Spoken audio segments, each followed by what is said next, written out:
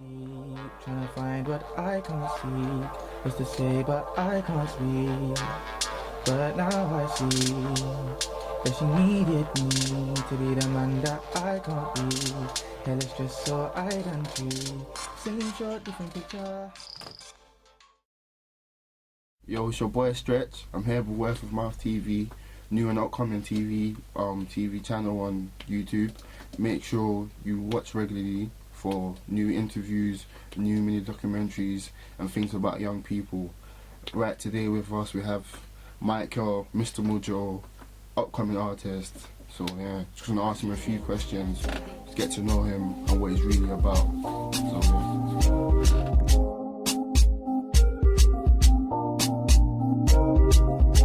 yeah.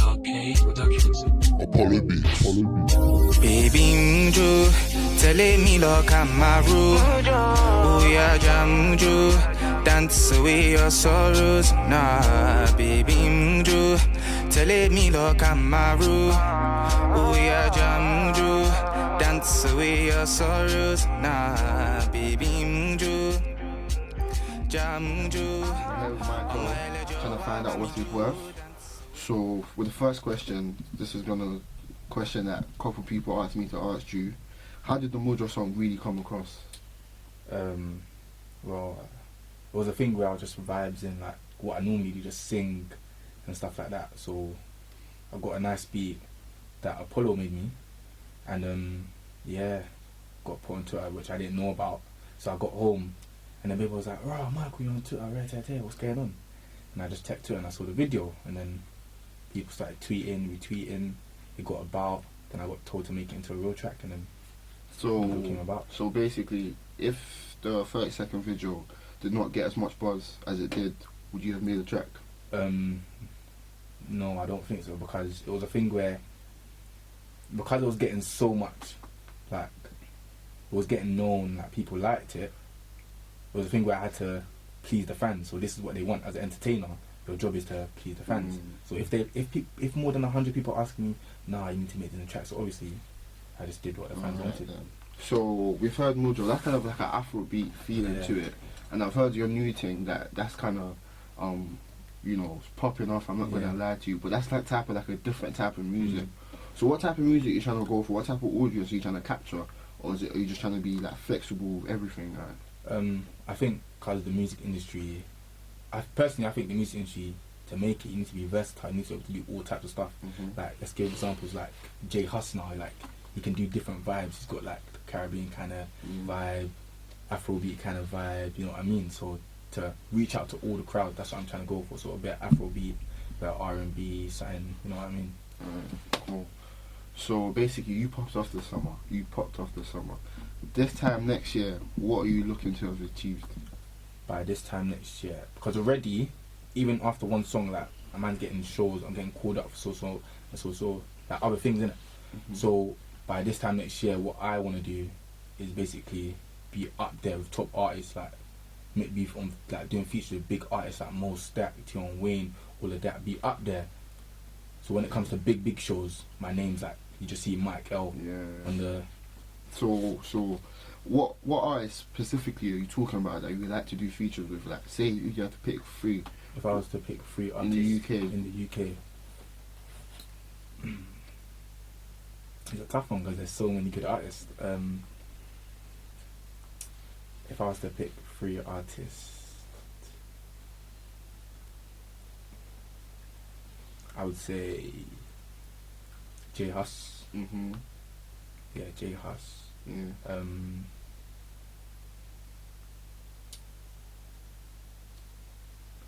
J Hus, Mo Stack, and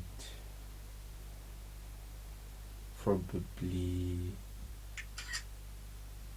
he's not known like that, but he's one of he's a top singer, probably Shaka. Yeah.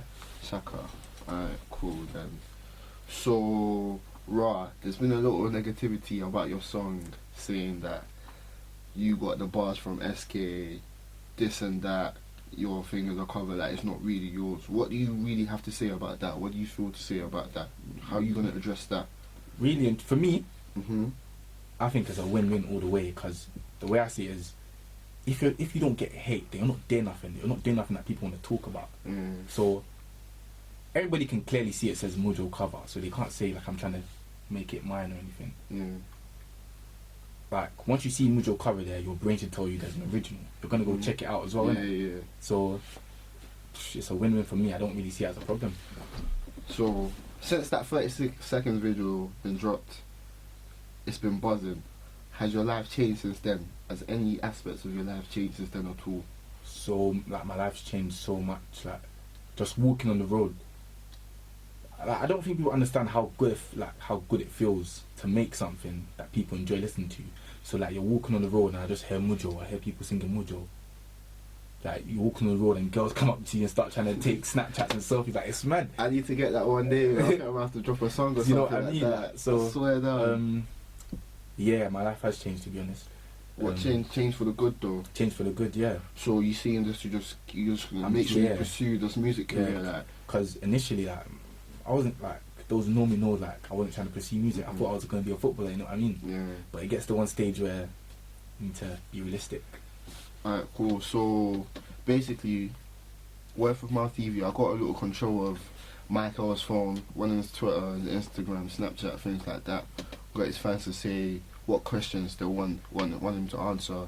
We've got a couple of them. First one's from Snapchat. A couple of his fans from Snapchat just asking a couple of things. Going back to read them out, and then so we want you to answer them. Really, truly.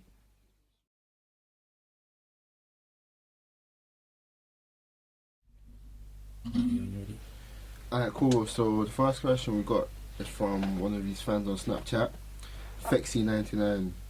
He asked him, how did the success of Mojo make you feel? The success of Mojo, it was overwhelming, like, cause like, I got snaps every day, people singing the song. I saw big artists like Tion Wayne, Mo Stack, Timbo, like retweeting it, vibes into it. Like I was like, rah, it actually went big. Like it was unexpected, so like it just made me feel like, rah, I can actually make it in this industry. Cool. So the next one we have Abby Mix. She said, did you know what you wanted to be from a young age? No. Like I had so many. Like from a young age, like I was just football motivated. Like that's all that was on my brain. Football. But have you always like tried to exploit your singing talent, or has it just been football? At times I have, but like I've never really fully believed in myself. I've never thought I could. You know. Yeah. Same question. No. Same person asks, where do you want to be in the next 10 years? In the next 10 years, I would like to be one of them people you see like Mojos and all of that. Mojos, like big awards, like with top artists, and like just spread myself globally. Like, because even now I know people from Canada have listened to Mojo. Like, so it's gonna be global. I want to be making sure it gets on a bigger stage. Big, as big as you possibly can. Really, truly, I believe in you anyways. Okay, salute my African queens. My Gambian girl says she'll always help my dean. My Senegalese ting on the side says she's down for the ride, only if I give her time and if I make her mine. Congolese girl, I love your waist movement. See no competition, I love the way you prove it. Ghanaian girl, I love your skin tone. Somali princess. And then we got one here from ASAP with the S and the $ on the scroll. Who came up with the idea to make the full track from Luther out of Manchester? Who came up with the idea? The fans, really. The people. Yeah, the fans. The peer pressured you to make it, isn't it? Not peer pressure, but like they basically triggered the idea. Like I got it off them. Like it was never meant to be a track initially. Okay, then. So basically just like it's what the fans wanted to hear, innit? Cool. When are you making a new song? Well, people that have me on Snapchat and other social networks like Instagram will see I put some videos up of new tracks, beats, so like most nights I'm in the studio. So we've got a couple of things coming the next few months, October, November. So yeah, basically. So I just want to ask you personally, how does it feel when you hear that your track is getting played at, let's say, uni raves? Because I heard your track was getting played at a uni rave in Northampton. Yeah. And this was meant to just be a little vibes and thing, like it wasn't meant to be a proper music video, and then is getting played at like raves and things like that. How do you feel when you hear things like that? It's a thing. It's like that's I can go back to self-belief now, because when Mojo was first made, I didn't really think it was gonna blow like that. I didn't think it was gonna bang like that. So now that I'm hearing Ross getting played at uni raves, like these are people way older than me, like listening to my music. So I'm just like, raw, like I actually did well for myself. Like my music's actually going somewhere. So it's the feeling's kind of like wow. It's like it's overwhelming. Like now I actually have belief in myself, basically. Yeah, man. So even though that your career has just started and things like that, one of your Instagram fans _Nella X_ would like to know, in your short music career, what's been the most difficult challenge you've had to overcome? What's been the most? I'll probably say the first time I had to do proper hours in the studio, because the your work rate has to be up. Like there's no just sitting down chilling. Like it's track after track, next instrumental. You know what Something I mean? that you're not really used to. Yeah, innit? something I'm not really used to. So I'll probably say that was the.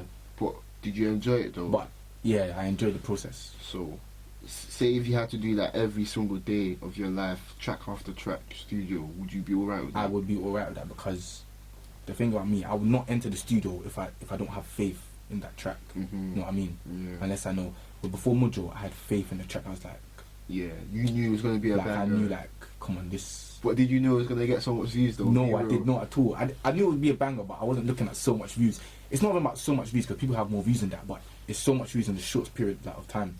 Like we've got like 100k views in like six or 5 days. You know what I mean? So I probably say yeah. Alright, cool. _X Maria would like to know, what country you from, Michael? I'm from Nigeria. Full Nigerian. Yeah, full Nigerian. Yeah, I'm Yoruba as well. So Alright, cool. I understand the track here, because I'm Nigerian as well, I'm Yoruba Calm. myself. But when people are singing the song, they have no idea when they're singing. Like they're always asking me for a definition of that. So please, Mr Mujo himself, can you translate it and tell everyone now, so they fully understand? Well, really, the main Yoruba is in the chorus, innit? So it's quite simple Yoruba. It's basic. So Baby Mujo simply means like let's dance, let's get like girl, let's dance. Yeah. So basically, the chorus is basically saying let's dance, come dance to me, and let's dance away your sorrows. So this bit as well, telling me loca maro. Yeah. What's that saying there? That's basically saying like, yeah, follow me, innit? Follow me, let's go dance, let's go. So you heard that exclusively Word of Mouth TV. He translated it for you. So please don't be asking me no more questions about it. He's translated it here. And now we've got a little snippet from Michael. He's going to do a little performance for you, because people have been asking him constantly, when's something going to come out, when's something going to come out. So he's just going to release another little teaser for you guys, for his fans. And I enjoyed it. I know you're definitely going to enjoy it as well. Exclusively on Word of Mouth TV.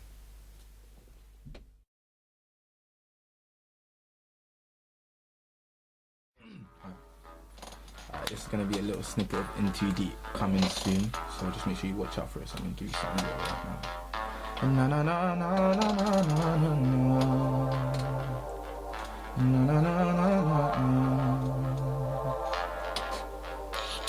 But honestly, I am in too deep, trying to find what I can't see. Just to say, but I can't speak. But now I see that she needed me to be the man that I can't be. Hell, it's just so identity. Same short, different picture. Same short, different picture. Same short, different picture. Last night was a killer. Now I'm trying to find myself somebody killer. Cause babe went crazy on a nigga. Too bad and she know it. And her aura so bright that she glowing. So we ain't got time for the showing off. In the creep skirt, we be blowing off. On my toes, find she a problem child. On the roads classy, but in the sheets she wild. Baby, I'm a winner, you my trophy. And in your absence I feel lonely. With eye contact I lose focus. Let me fish in the sea, but it's hopeless cause